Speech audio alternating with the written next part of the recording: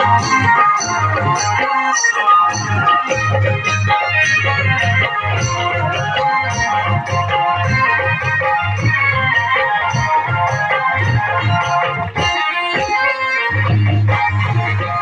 प्रणाम, पहला स्वागत है आप सभी का। आप देख रहे हैं आपका अपना YouTube चैनल प्यार मुल्क और मैं मासी चकोटियाल मोड़ा उत्तराखंड से नीरज भंडारी।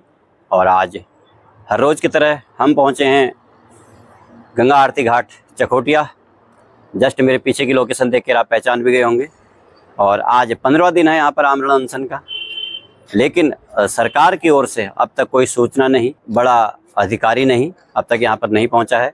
और हमारे अनशनकारी और जितने भी हमारे साथी यहाँ पर बैठे हुए हैं, और आज कुमाऊं कमिश्नर श्रीमान दीपक रावत जी के आने का संदेशा है।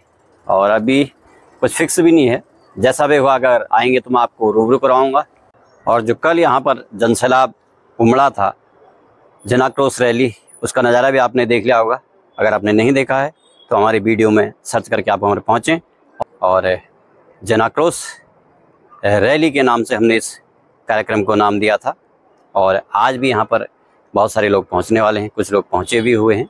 और मैं आपसे एक से मुलाकात भी करवाऊंगा, मिलवाऊंगा भी और बातें भी करवाऊंगा क्या है आगे समिति की रणनीति।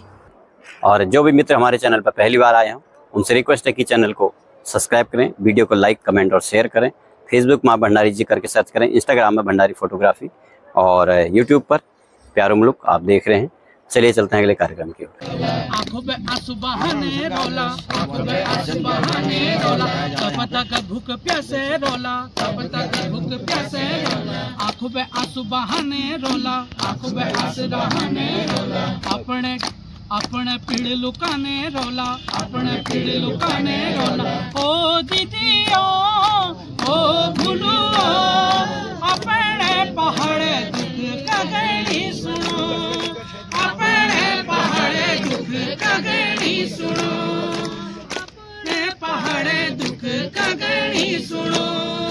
जनगीत हम गाने रोला, चल पड़े हैं लोग मेरे गांव के, नए मसाले चल पड़े हैं लोग मेरे गांव के, अब अंधेरा जीत लेंगे लोग मेरे गांव के, अब अंधेरा जीत लेंगे लोग मेरे गांव के। पूछती है झोपड़ी और पूछते हैं खेत भी, पूछते हैं झोपड़ी और पूछते हैं खेत भी, कब तलक लुटते रहेंगे लोग मेरे गांव, लोग मेरे गांव के, आले मसाले चल पड़े हैं लोग मेरे गांव के।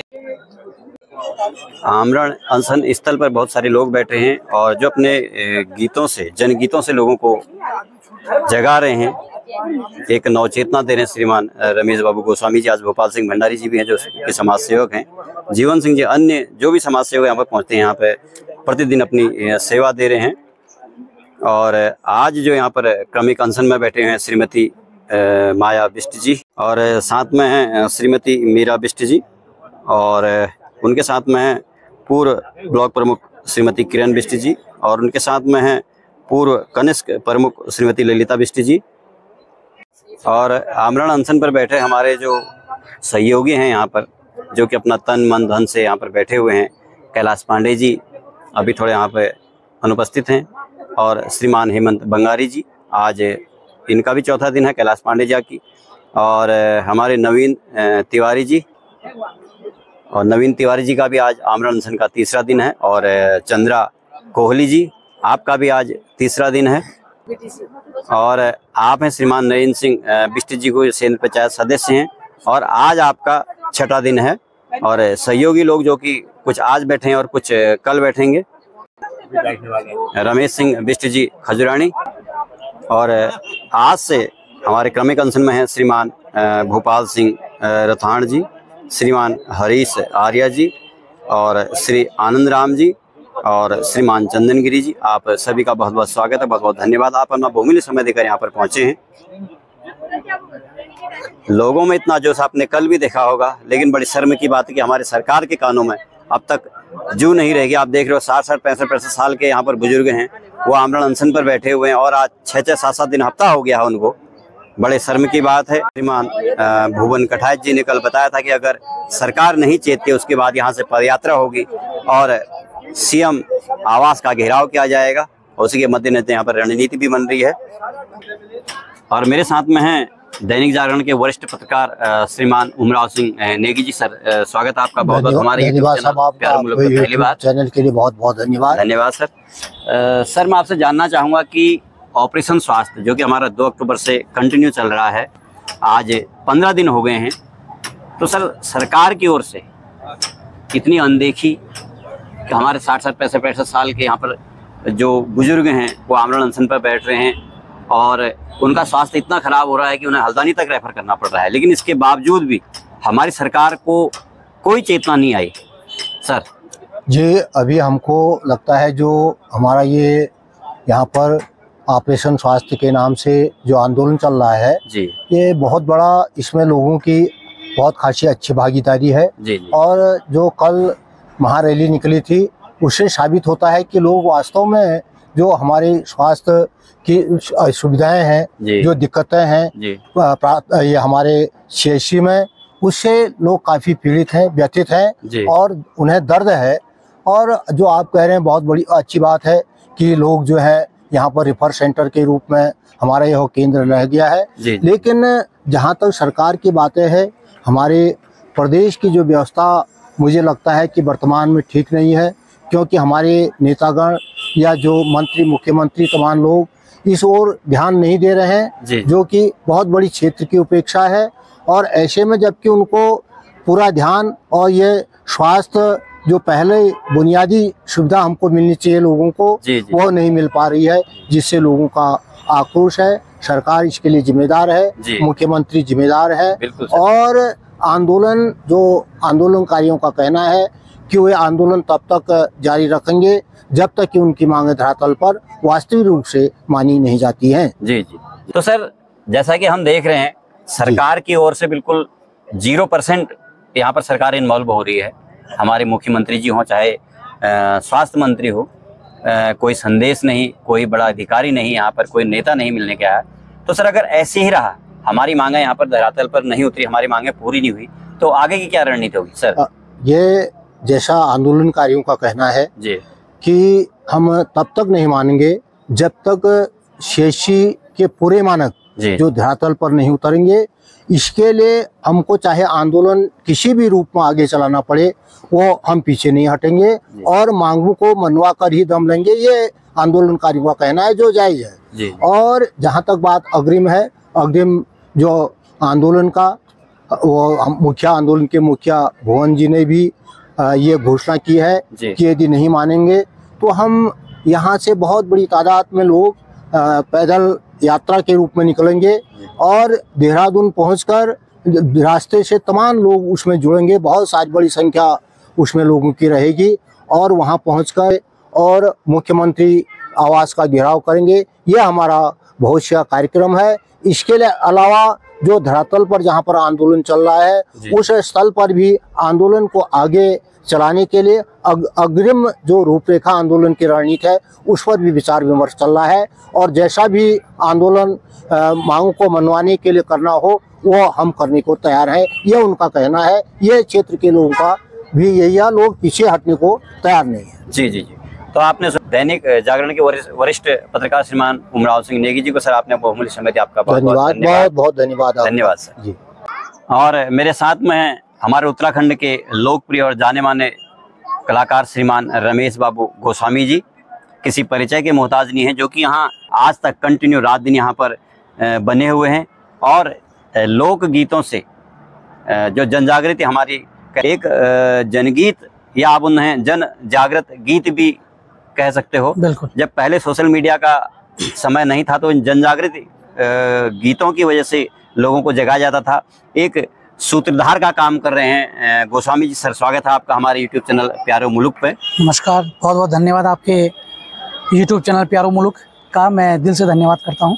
सर अब तक आज 15 दिन हो गए हैं हमें यहाँ पर आमरण अनशन करते हुए, क्रमिक अनशन करते हुए, लेकिन सरकार की ओर अभी सरकार की ओर से कोई यहाँ पे कोई संदेश नहीं आया, कोई बड़ा अधिकारी नहीं आया। जैसा कि आज कुमाऊं कमिश्नर श्रीमान दीपक रावत जी का भी आना यहाँ पे तय हुआ था, लेकिन अभी उस प्रोग्राम में कोई फिक्स नहीं है जी।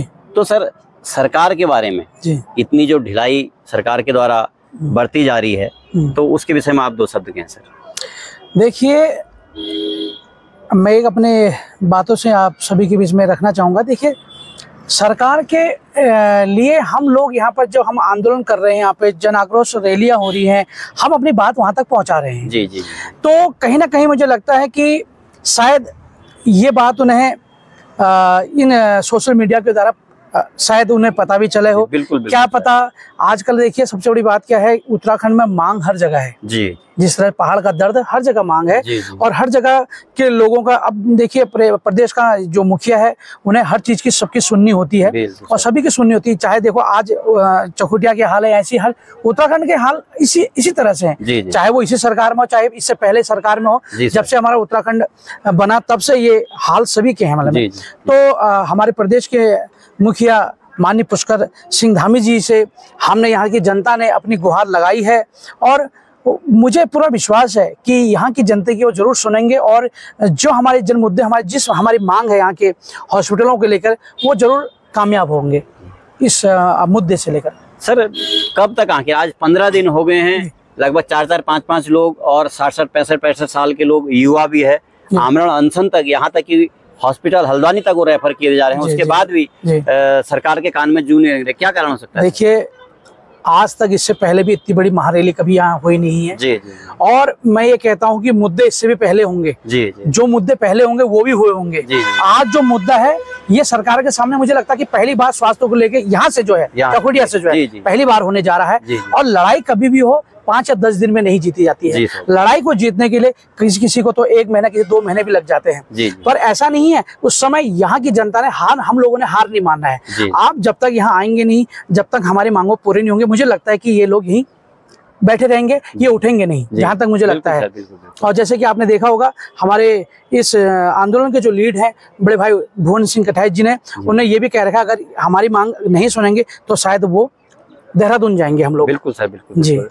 जैसा कि आप जानते होंगे, श्रीमान रमेश बाबू गोस्वामी एक उत्तराखंड के सम्मानित लोक कलाकार हैं, खासकर कुमाऊं संस्कृति से और गढ़वाली संस्कृति से जुड़े हुए हैं और देश विदेशों में अपनी छाप बनाए रखते हैं। और यहाँ पर भी प्रतिदिन आकर जो जन जागृति गीत होते हैं उन्हें गाकर हमारा हौसला बढ़ा रहे हैं।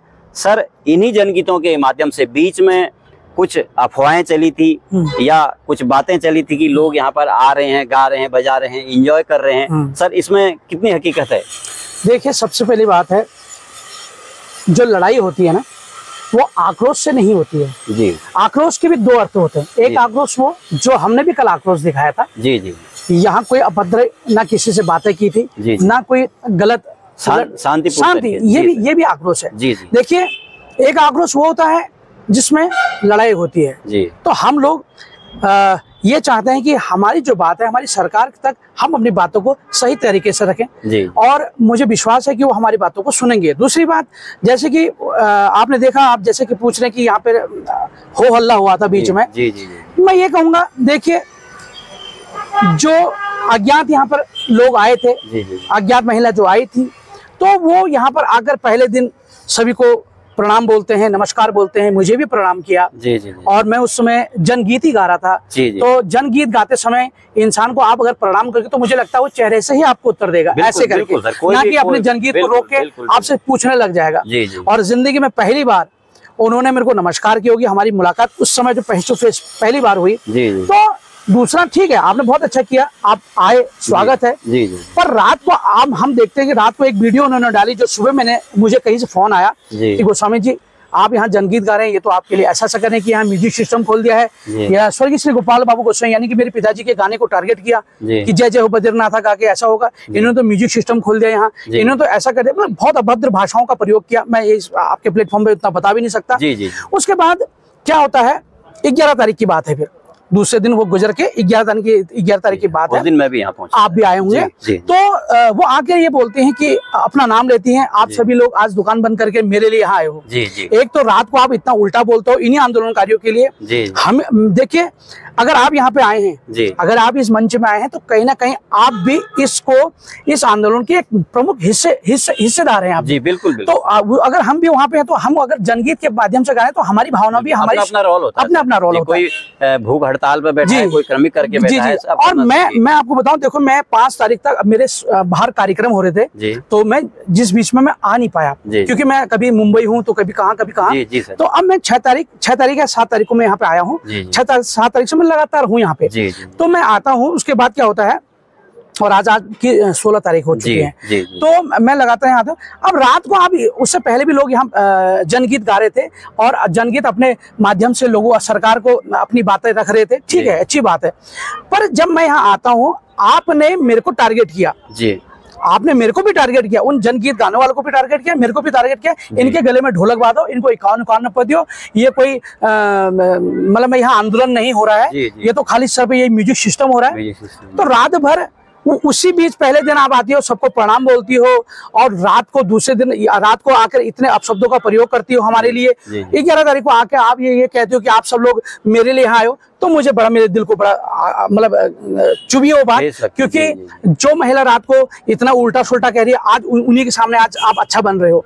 तो मैंने ये कहा, मैंने उनका नाम लिया, मैंने कहा भैया जो इनके लिए यहाँ आए हैं वो इनको लेके वहां चले जाएं, जो आंदोलन के आए हैं, जो इस पीड़ा के लिए आए हैं वो यहाँ बने रहे।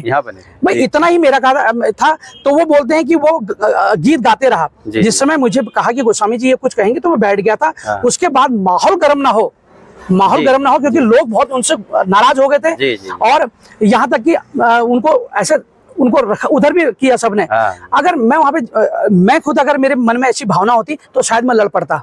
मेरे मन में ये थी, नहीं, हमारे आंदोलन का माहौल खराब ना हो, और मैं गीत गाते रहा। और जनगीत में गाते रहा, और वो उधर वो पता नहीं क्या क्या बोल रही थी, और यहाँ के लोग सब, ये सब ड्रामा हो रहा है, ये नपुंसक है, हम सब नपुंसक हैं, तो ये तो सभी को गाली दे दी आपने। जी, ये तो गाली दे दी। मैं उनकी एक वीडियो भी देखा था जिसमें कशिश के लिए उन्होंने आवाज सभी लोगों ने उठाई थी। तो उन्होंने वहां जाके, पिथौरागढ़ जाके, मैं एक वीडियो देख रहा था, उसमें ये कहा कि अगर ये मेरी बात होती तो अभी तक मैं पिथौरागढ़ फूंक देती, पूरा आधा पिथौरागढ़ फूंक देती। जी, बिल्कुल। आप इस चीज को समझे। क्या कशिश वाले मामले में पिथौरागढ़ वालों की गलती है?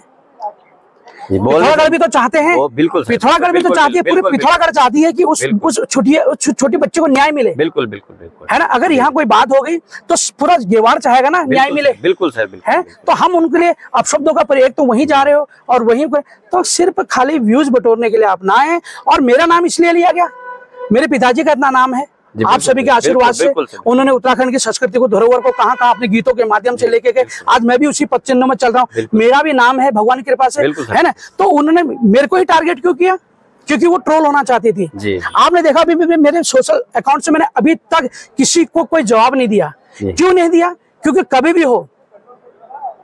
हो आप अगर जवाब देना शुरू कर दोगे, और वो इंसान इस चीज का फायदा उठाना शुरू कर देता है। वो कहीं इसकी पर्सनल इनकी कोई जान पहचान है क्या? बस मैं आपको आपकी वीडियो के माध्यम, मैंने माँ भगवती पर छोड़ दिया है और भगवान भैरवनाथ जी पे छोड़ दिया। अगर मैं वाकई में मैं गलत हूँ, प्रभु आप इंसाफ करना, मेरे साथ बुरा हो। जी, है ना। जिस हिसाब से वो कह रहे हैं कि इन्होंने मेरे भाई को मारने की धमकी दी, मुझे मारने की धमकी दी, मैं तो कहता हूँ कि आपकी वीडियो के माध्यम से मेरे फोनों की जाँच हो, सब कुछ हो, रिकॉर्डिंग हो, ये हो। अरे मुझे, मेरा क्षेत्र जानता है मैं किस किस्म का व्यक्ति हूँ, मैं क्या हूँ क्या नहीं हूँ।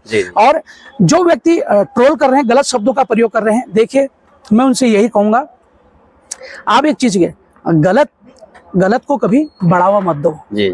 गलत को, अगर गलत वीडियो को, तो गलत चीजों को आप देखोगे ना, तो हमारे बच्चे भी वही सीखेंगे। बिल्कुल, है ना। तो बस मैं आपकी वीडियो के माध्यम से यही कहना चाहूंगा कि उन्होंने जो था इस आंदोलन को खराब करने की नीति से आए थे, ना जाने किस नीति से आए थे। क्योंकि अभी आप प्रणाम बोलो, रात को आप गलत वीडियो डालो, सुबह या फिर हाँ ऐसा कह रहे हो, तो कहीं ना कहीं मुझे लग रहा है कुछ ना कुछ है। कुछ ना कुछ ये चाल चली गई या क्या हुआ, ये है कुछ ना कुछ। ये तो फिर वही जाने, या उनकी बस चाहने वाले जाने। और तो एक भाभी का नाम भी लेती कि भाभी, अच्छा दूसरी बात आई है, वो कह रही थी कि मैं यहाँ राजनीति करने नहीं आया हूँ। तो आपकी वीडियो के माध्यम से वो ये कह रही है, भाभी यहाँ आप आइए, कल दल बल लेके आना, मैं आपको विधायक बनाना चाहती हूँ। और हमने भी देखी, वीडियो कॉल पे शायद बात हो रही थी।